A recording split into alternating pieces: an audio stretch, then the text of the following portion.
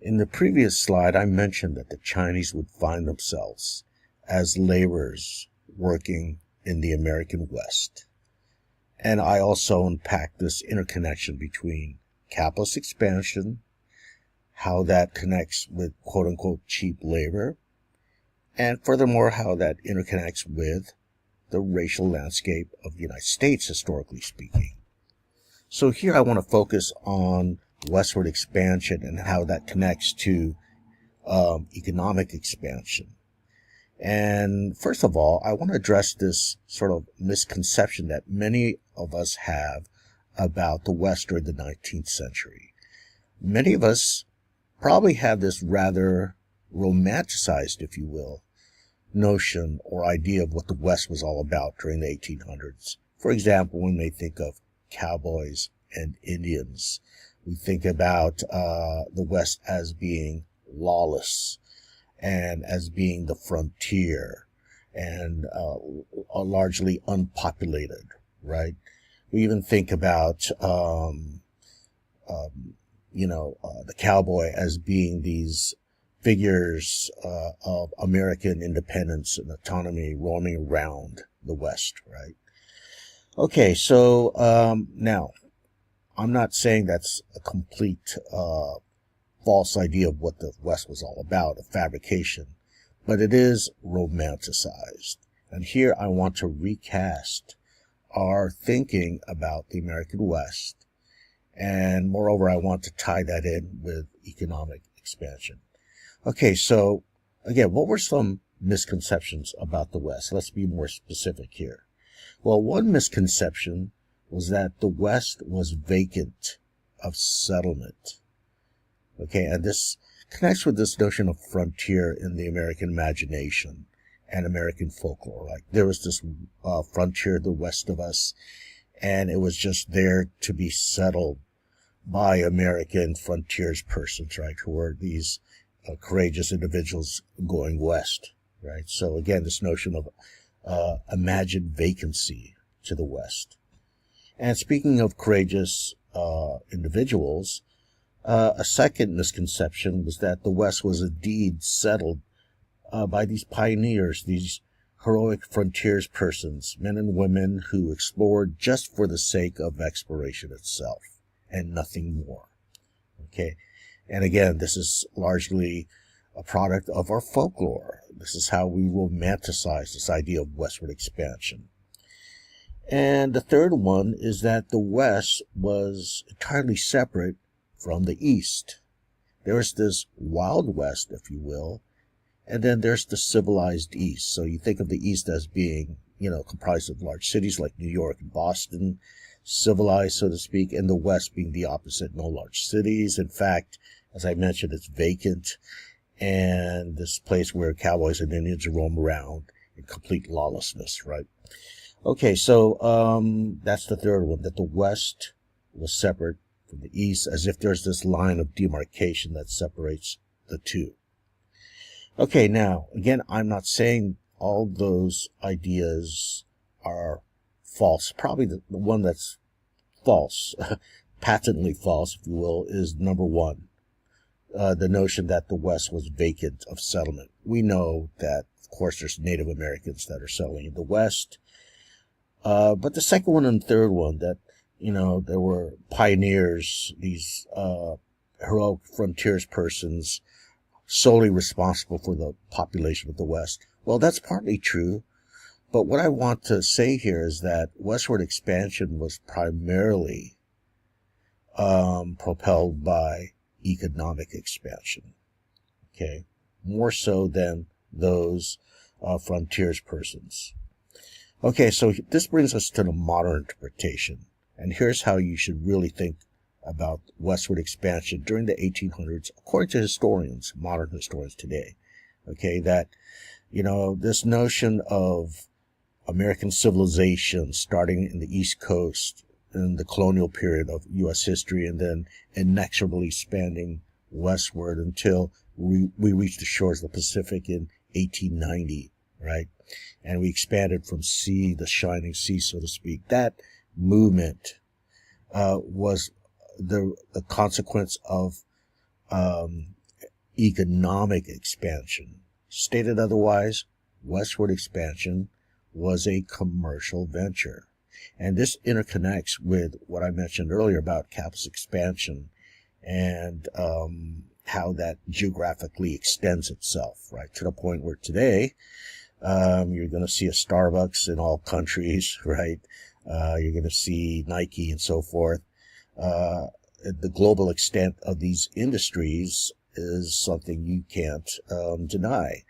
Well, think about that expansionist tendency of commerce, but in the 19th century.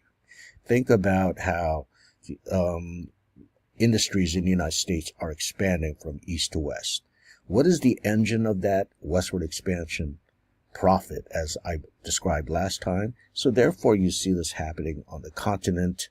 And again, it's propelled by economic expansion. So again, westward expansion is economic expansion, more so than those pioneers. Okay, and again, we don't want to say that those pioneers were not courageous and everything. Of course, they were very brave, but this notion of pioneers and their stagecoaches is exaggerated, right?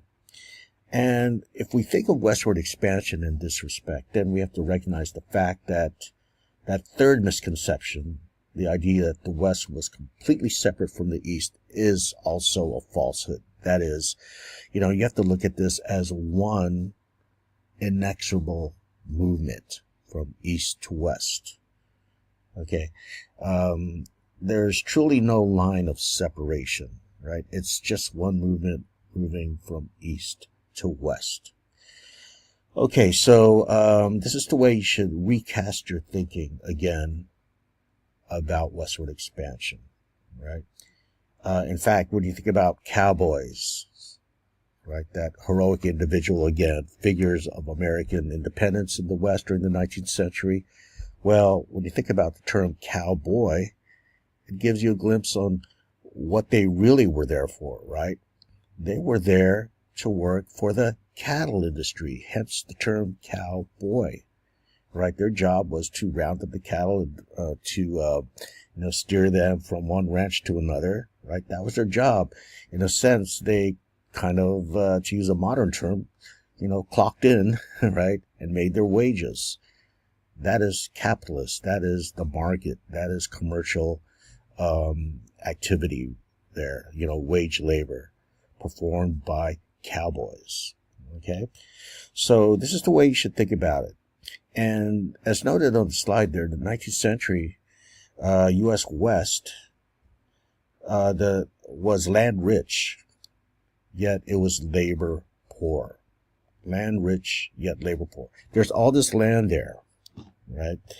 But where are you going to find the labor to do all that industrial work on the factories and what have you? Okay, well, the answer to that would be, of course, foreign labor. You're going to seek labor overseas, as I mentioned earlier. But here is what I want to emphasize. In the West, it was comprised of different types of industries compared to the East. Of course, we think of the East, we think of factories that produce garments. We think about coal mines. We think about steel factories, and so on and so forth. Meat packing, right, specifically in Chicago. But what's happening in terms of industrial output in the western regions, like California and so forth? Well, it's not the aforementioned industries, but they are still industries. So I want to emphasize that. They are still industries. Examples of Western industries during the 19th century were, as I mentioned, cattle, right? Also, agribusiness. Okay. Agribusiness, as I'll discuss in more detail later in the course, is it's agriculture as big business. It's the commercialization of agriculture, right? The food we eat. So still today, we know that in the West still, actually, right? In San Joaquin Valley, going up to Yakima Valley in Washington, there's these growers, agricultural growers. And Typically, they employ many immigrants to pick the fruits and vegetables that we eat every day. So this is going on as early as the 19th century and spilling over the 20th century. Okay, agribusiness is one example of a Western industry. And then there's others, of course, fishing industry and others, but and coal mining. Not coal mining, gold mining. Excuse me. And that is going to loom large because during the gold rush, here's where the mining industry is going to seek foreign labor, and specifically, it will seek Chinese labor. Okay, when you think about it, the gold rush of 1849, when that exploded, and you need laborers to work for the mining corporation, are they going to go to the East Coast and try to find laborers from Europe? Right?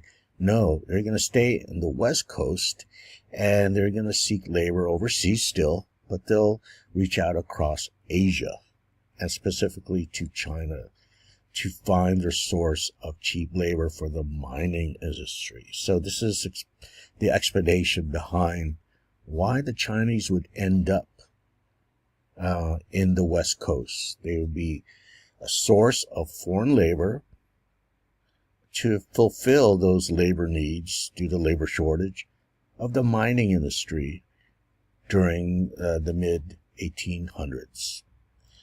Okay, now we're going to explore that in more depth with the next slide.